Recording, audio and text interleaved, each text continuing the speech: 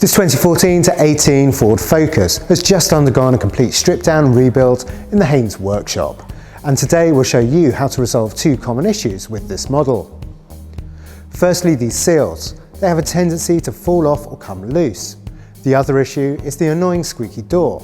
They're both easy fixes, so it'll only take a few minutes with the right tools. I'll also take a look at 3 recalls that you should ensure have been completed on your car. So let's get on to those doors. First of all, these seals. If you own this model or you're looking to buy, just check that they're sitting right and not coming away or loose. If they are, which is common, the new ones are relatively inexpensive and easy to fix. The next issue is the squeak as the front door is fully opened, commonly referred to as a noise from the A-pillar.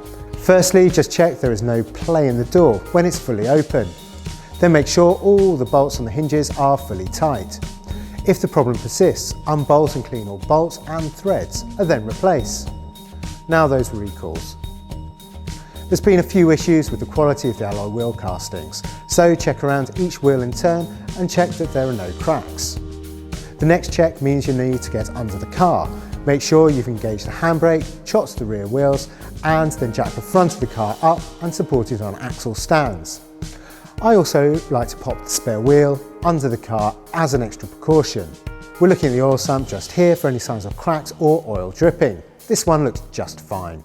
The final item is the side and or knee airbag crash or impact sensor, which may be faulty. There's no way to check this yourself, so you'll need to make sure that the car has been returned to full garage and is fixed.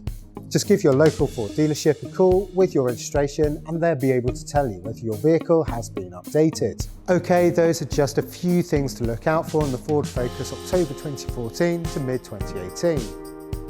You'll find out how to completely strip down and rebuild the car in the latest manual, which is available in print and online with video guides to the most popular procedures.